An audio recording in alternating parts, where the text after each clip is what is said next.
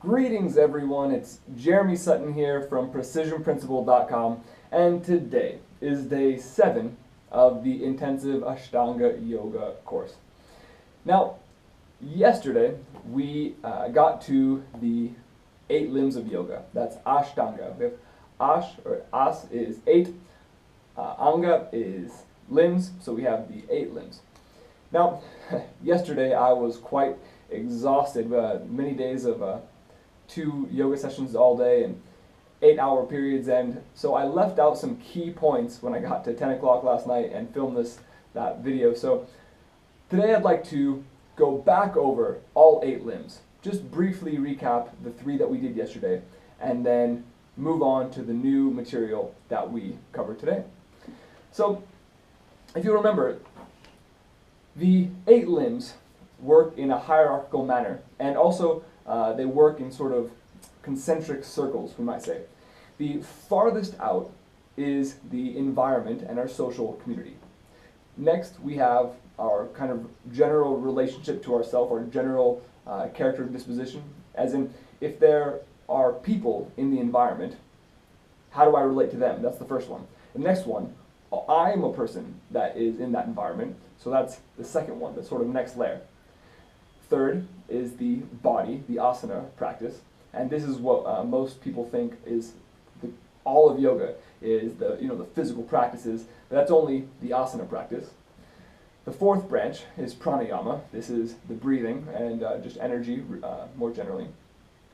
The fifth is the turning in of the senses. All right, so this is the kind of the nexus from the first 4, the external, or at least outside of my mind. And from here, the 5th, we have the turning in of the senses. The 6th, dharana, we get to focus on a single thing. Number 7, we are having this prolonged concentration into this single object of meditation.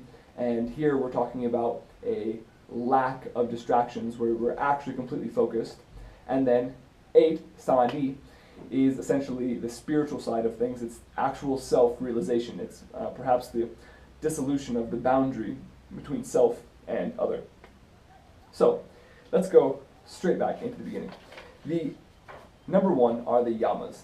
Now the yamas are how I relate to the external environment and other people. So they're sort of social observances. And I'm not going to go into depth because we talked about this yesterday, but in particular, we're talking about things like nonviolence, both in our physical action and our mental thoughts. That is, I'm not going to even think about harming others, even if I don't intend to carry it out. We're talking about truthfulness. That is not only I'm always telling the truth, but also I believe this is just telling the truth. Where even if it's maybe harmful, if I'm asked to speak, I must speak the truth, which is different from the Buddhist tradition where we talked about that yesterday, but you're also not supposed to speak even if what you say is harmful or if what you say is unpleasant. Here, we're talking about truthfulness all the time, whenever we're called to speak. Next is non-stealing, and this is the physical items. Don't steal physical things, but also don't steal ideas, don't steal credit where credit's not due. That is, if you remember, my country won a gold medal, and I take credit for that victory, even though I didn't do any of the work to actually earn it, but I take pride for that victory. So that's sort of stealing their pride, stealing their victory, even though we should share in the victories of others and people that we relate to, but don't steal their credit, so to speak. We have brahmacharya, and this is sometimes considered celibacy, but more accurately, it's moderation in sexual and sensual pleasures. That is, don't go chasing sexual or other sensual experiences, maybe like drugs, maybe sex, maybe even the food and the other kind of senses that we can take in. So moderation in this, because if we chase it too hard, we might be led astray. Then we have non-possessiveness, and this is one that I forgot to mention yesterday. This is non-attachment. This is a commonality in Buddhism. Anyone who studied Buddhism will recognize this here. And so this encourages sort of purging all of our extra possessions from time to time, making sure that we really only have what we really need. All right. So that's the yamas, the first one. Second one are the niyamas, and this is my relationship, sort of, to myself, general disposition. So, here we're talking about hygiene, both physically and mentally. Do I keep myself clean? Do I keep my thoughts clean? Do I try to direct my attention to positive things, or do I let negativity overrun me? And here we're not supposed to let negativity overrun us.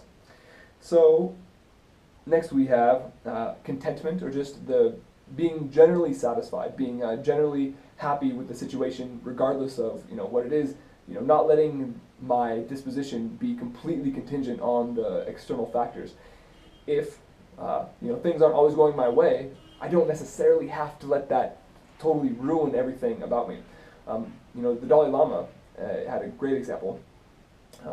People here in Tibet have been exiled from their country. They're refugees and they can't go back to their home country. They've not been given the status of a country, not a sovereign nation, and the Chinese government has essentially imposed on them, often violently.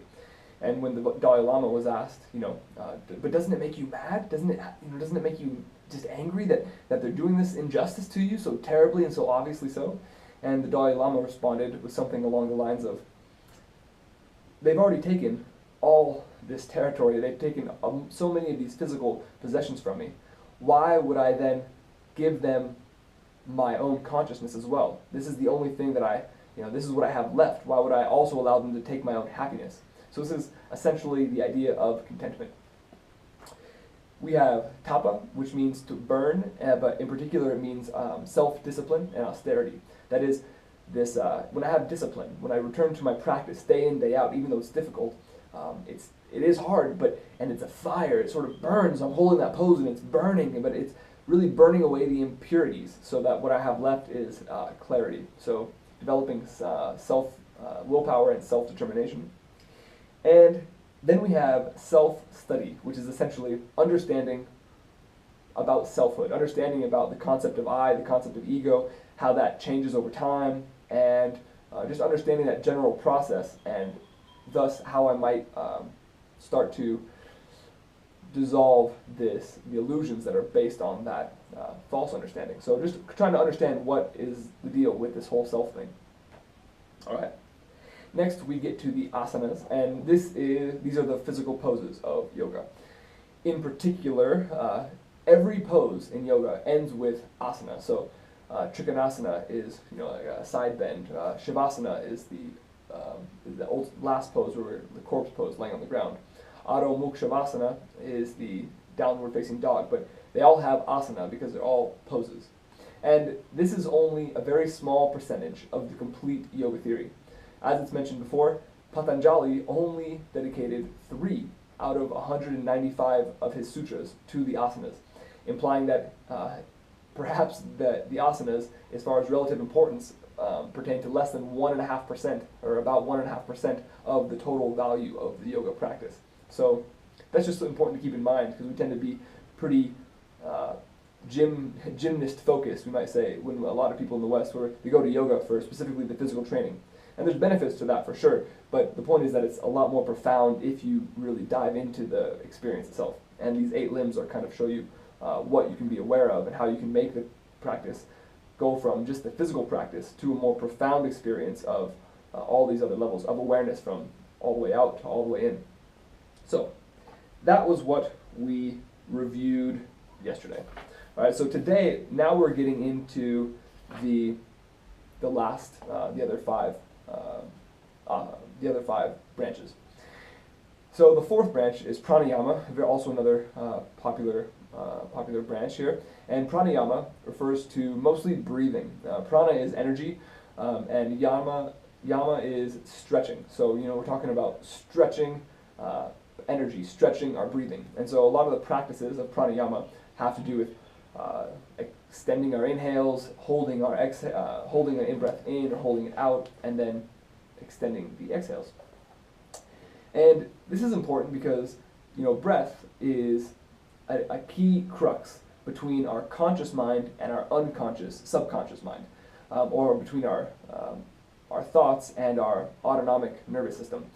Dr. Andrew Weil makes this point in his audiobook, or maybe it's a regular book also, I listened to it, called breathing the master key of health, and he argues that essentially pranayama practices, if done correctly, can improve every aspect of our health.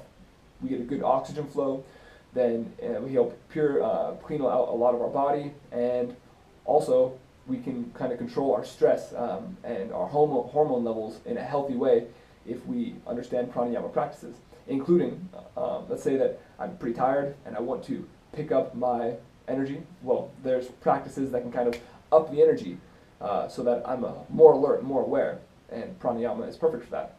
Or I want to go to sleep. Maybe I can do some relaxed deep breathing that sort of quiets the sympathetic nervous system, kind of ups the parasympathetic nervous system. That is, the part of the nervous system that calms us back down. So that's the fourth branch. The fifth branch is pratyahara is what it's called, and it's about turning the senses, which are automatically facing out. I smell everything that's out here, I see what's out here, I hear what's out here, and they're usually facing out. Well, this pratyahara is the turning in of the senses. So I start to look from the external to the internal. So the fifth branch is often considered to be a bridge that sort of links these two aspects of reality. The objective external world, the subjective internal world. Now I'm turning in to the subject, to the mind, and we'll go from there. The sixth branch is dharana. And dharana, by the way, 6, 7, and 8, they have to do with the mental faculties, and in particular, this is where we're talking about meditation.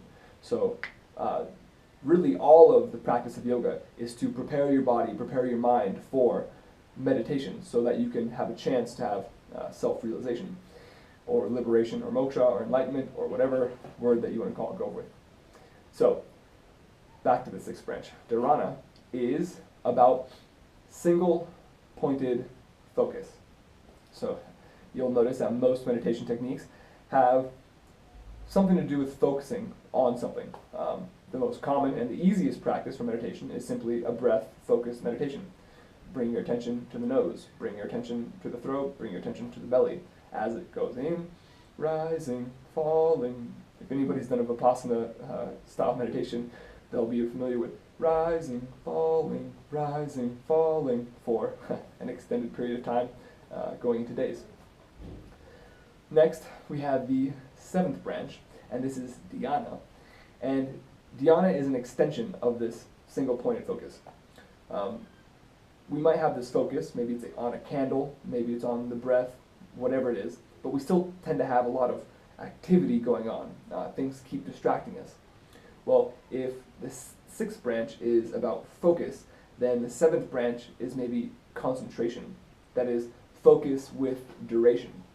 And in particular, it's not easy to get here. You can't simply start meditating today, or if you start to meditate today, you're probably not going to just immediately drop into focused concentration, focus with duration. This dhyana, it takes a while to get here.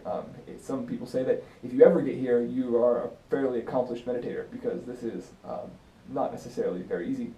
Apparently, I've heard a story where someone was in the presence of the Dalai Lama with a number of other monks, and one of the monks basically said, how do you stop your thoughts? My thoughts just seem to keep moving all the time. And the Dalai Lama pretty much said, I don't stop my thoughts, I just watch them as they go.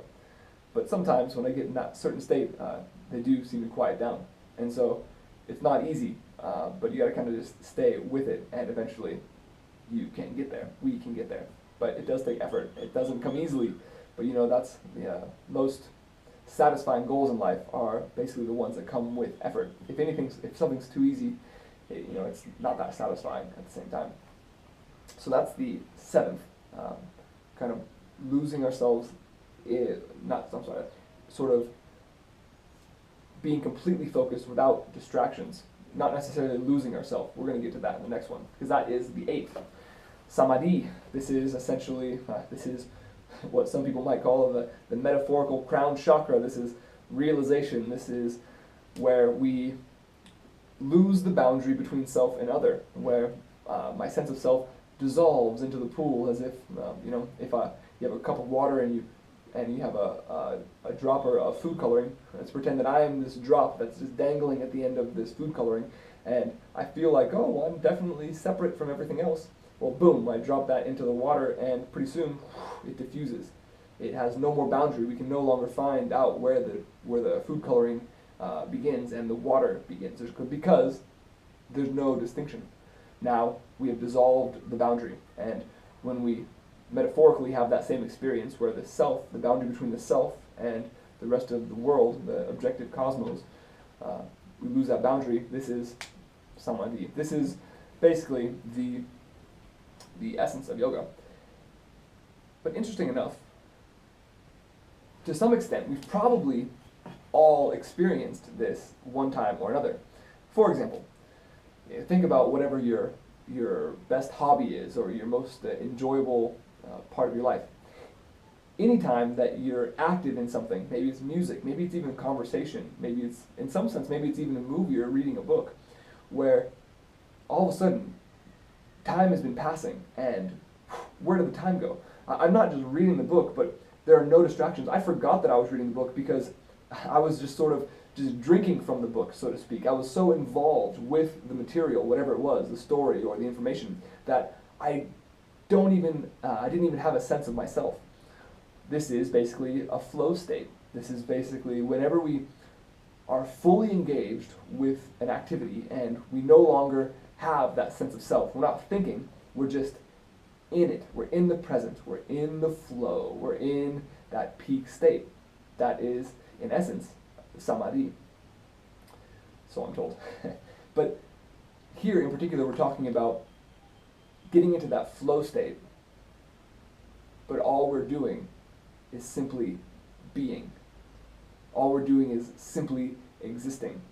That is, if all of these branches come together, it's like perfect alignment from the external all the way to the internal. All the conditions are right. All the wickets are sort of lined up for one perfect pass all the way through to get into that flow state, and they're all kind of build on each other. And this here at the very top, boom! At the top of that is where the perfect alignment comes into play, and I lose myself in the moment. But all I'm doing is breathing and being. This is essentially samadhi, and we've all kind of experienced it at one time or another.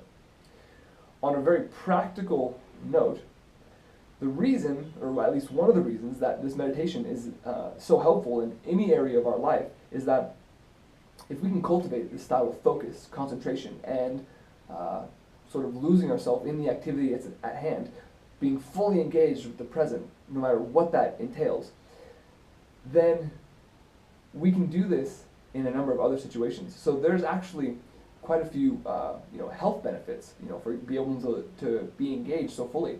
There's learning benefits, because if I can engage myself in my reading or my writing, in my creative endeavor, people experience this while drawing oftentimes, and just be fully losing themselves in the music or fully losing themselves in the artistic endeavor, and all of a sudden, boom, a car horn, honk, and boom, what was that? All of a sudden we're snapped out of it. It's so fragile sometimes, these states, and you just think, wait a minute, I just want to get back focused again on what I was just doing.